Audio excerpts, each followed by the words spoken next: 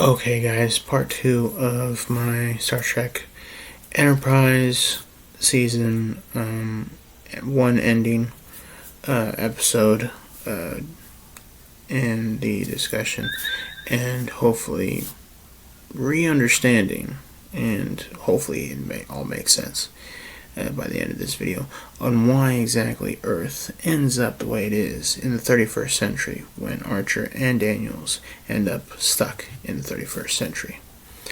Now, it comes to mind. Now, everybody, just buckle up and try to follow me on this. Okay, just follow me. Now, remember how Future Guy only asks for Archer to be brought back to him. See, that's the key thing. He only asks for Archer, which pretty much implies, why would he ask for only Archer instead of Enterprise, and also including not the data disk, which pretty much completely provide initial proof that Enterprise and its crew are not responsible for the devastation of what happened to Paragon 2. Now, my only thought is that the Future Guy was actually attempting to warn Archer about the Xindi. As you can see, as in the continue-on episodes, Suliban end up going, pretty much crossing paths every once in a while.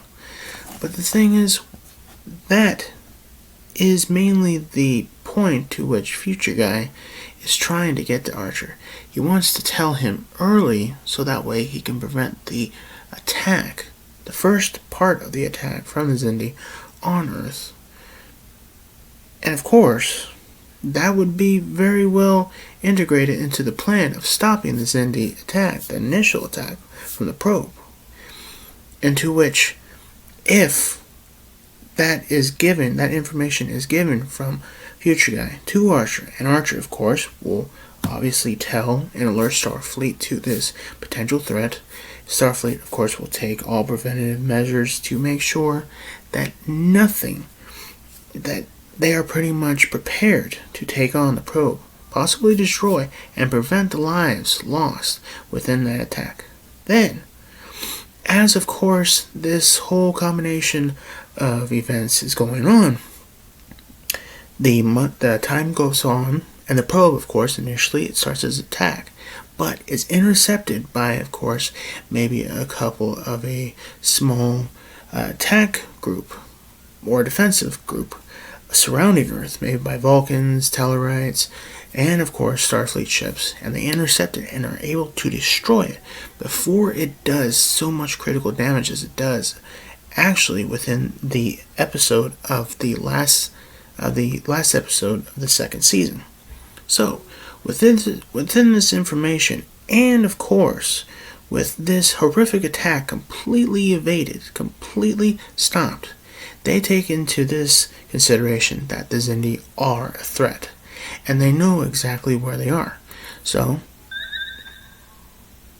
yeah. So, Archer, of course, with this calculated and completely avoided catastrophe, takes into account with this information, and Starfleet gives him the mission to go and find the Xindi. Now, seeing as how the Xindi obviously were recording and are pretty much flabbergasted on how Earth was not completely taken by surprise and their probe was intercepted, they of course must find a way to speed things along in the sense of doing and using the bioweapon. The bioweapon from, I believe, I cannot remember the number of the episode, but the episode is called Carpenter Street. Now, this episode, it kind of got to me in a way to where, how does this all mingle in together with the main canon of Star Trek and so forth?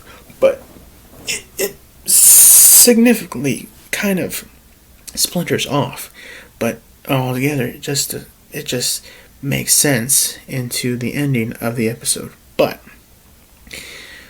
what happens is that, of course, Daniels will end up contacting Archer, The Zindi somehow managed to conduct a scan of somewhat of the human physiology, so that way they can actually have that information to start the bioweapon. But of course, they still take matters into their own hands, which of course I'm implying to the reptilians.